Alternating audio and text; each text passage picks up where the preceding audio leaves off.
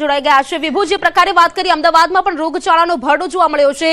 પાણીજન્ય જે રોગ છે તે વધતો જોવા મળી રહ્યો છે। ખાસ વિસ્તારો છે તેના પણ નામ જાહેર કરવામાં આવ્યા છે કે આ વિસ્તારોમાં જે રોગચાળો છે તે વધુ વકર્યો છે। વિભુ, જાણકારી શું?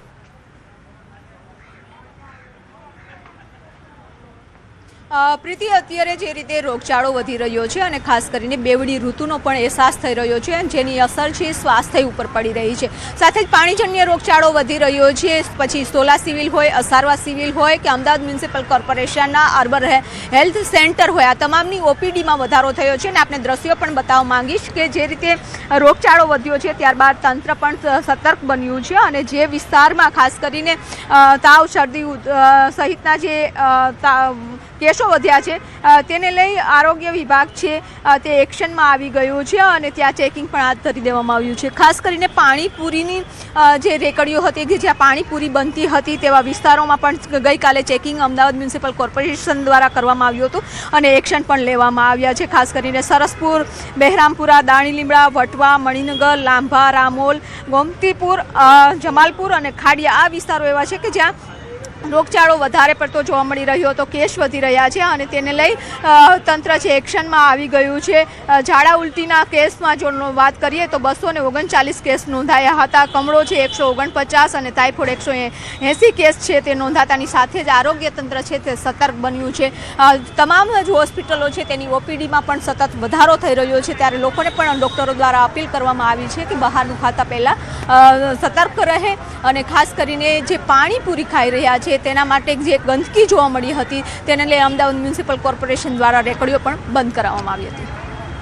પ્રકારે આપણે જણાવ્યું અત્યારે તપાસ કરવામાં આવી રહી છે, ફૂડ વિભાગ દ્વારા પણ મનપાની ફૂડ વિભાગ તપાસ કરી રહી છે। કઈ કઈ જગ્યાઓ પર અત્યારે તપાસ કરવામાં આવી રહી છે અને કેવા કેવા પ્રકારના જે સેમ્પલ છે તે લેવામાં આવી રહ્યા છે હાલ?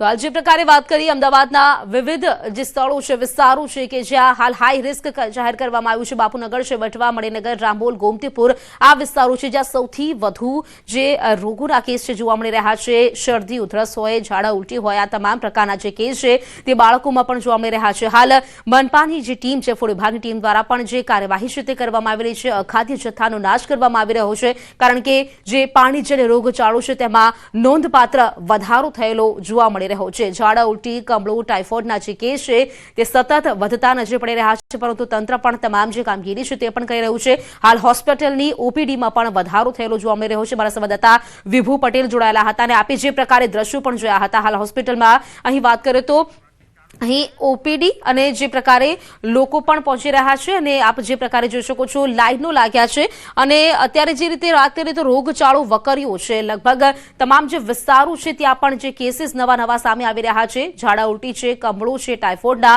તેના જે કેસ છે તે સામે આવી રહ્યા છે। અલગ અલગ વિસ્તારો છે જેમ છે બાપુનગર છે, વટવા છે, મણિનગર છે, ત્યાં પણ જે પાણીજન્ય રોગચાળો છે તેના કેસ વધુ જોવા મળી રહ્યા છે।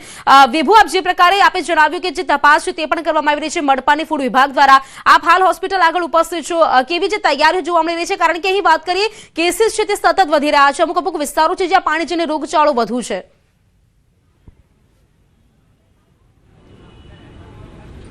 પ્રીતિ, જે રીતે વાત કરી કે અમદાવાદના અલગ અલગ વિસ્તારમાં અમદાવાદ મ્યુનિસિપલ કોર્પોરેશનના આરોગ્ય વિભાગ દ્વારા તપાસ કરવામાં આવી હતી અને ખાસ કરીને દાણીલીમડા, બહેરામપુરા જેવા વિસ્તારો છે કે જ્યાં પાણીપુરી બની રહી હતી અને એનું પાણી છે તે ખૂબ જ ખરાબ હતું। સેમ્પલો લેવામાં આવ્યા છે અને ખાસ કરીને સેમ્પલો લીધા બાદ પણ આરોગ્ય વિભાગ દ્વારા જે લારીઓ છે તેને બંધ કરાવી દેવામાં આવી હતી અને જે જગ્યાએ બની રહી છે ત્યાં પણ ખૂબ જ ગંદકી જોવા મળી હતી, જે આરોગ્ય માટે ખૂબ જ હાનિકારક સાબિત થાય તેમ છે।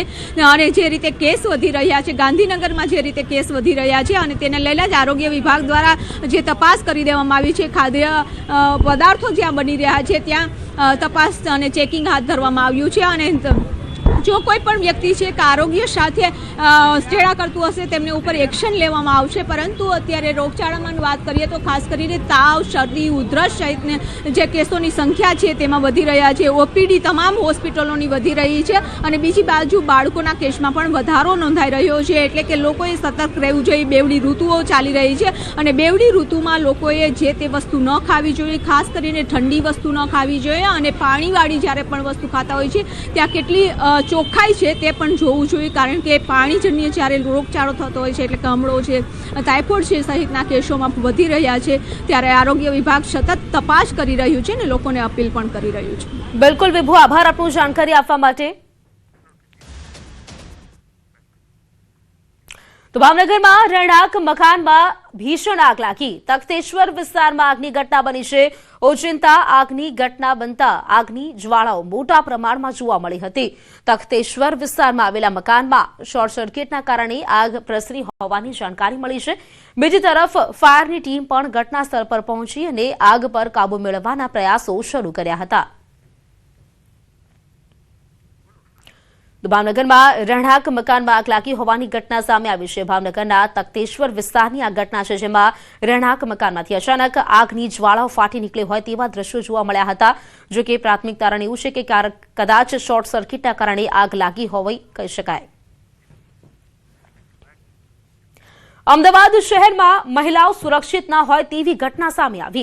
મહિલાઓ માટે સુરક્ષિત હોવાની વાતો કરવામાં આવે છે, પરંતુ દરરોજ રાત્રે અવરજવર કરનારી મહિલાઓ જ હવે સુરક્ષિત ન હોય તેવી ઘટના સામે આવી છે। સોશિયલ મીડિયા પર એક વિડીયો વાયરલ થયો છે, જેમાં રાત્રે એએમટીએસ રૂટ નંબર 401ની ચાંદખેડા જતી બસમાં નોકરીએથી ઘરે પરત ફરતી યુવતીને ખાખી કલરના સ્વેટર અને પોલીસની વર્દી જેવા કપડાં પહેરેલા વ્યક્તિ દ્વારા ગાળાગાળી કરવામાં આવી।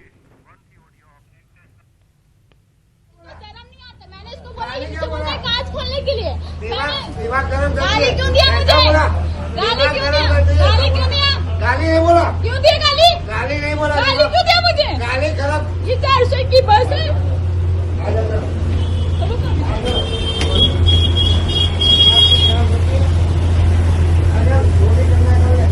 अभी तू देखना तेरी औकात बना के। अभी क्यों मुझे छुपा रहा है? अभी शर्म आ गया है? क्या बात ये करती पुलिस है? की वर्दी बैठ के तू गाली बोलता है? क्या बात करती है? शर्म आता है? अब क्यों मुझे छुपा रहा है? क्यों बात करती है? अब क्यों मुझे छुपा रहा अरे है? शर्म की बात क्यों अभी करती क्यों है? मुझे छुपा रहे हैं? तेरे को गाली क्यों बोला है? इसने गाली नहीं बोला। दिमाग खराब क्यों? आप ही वीडियो में हो।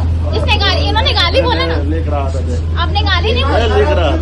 ऐसा बोला। साला पी के आता है वर्दी में और गाली बोलते हैं। काम कर, खाली। તો હાલ તો આ જે વિડીયો છે તે સોશિયલ મીડિયા પર વાયરલ થઈ રહ્યો છે। ખાખી સ્વેટર અને વર્દી જેવા કપડાં પહેરેલા આ વ્યક્તિ દ્વારા ગાળામગાળી કરવામાં આવી હોય તેવો વિડીયો સામે આવ્યો।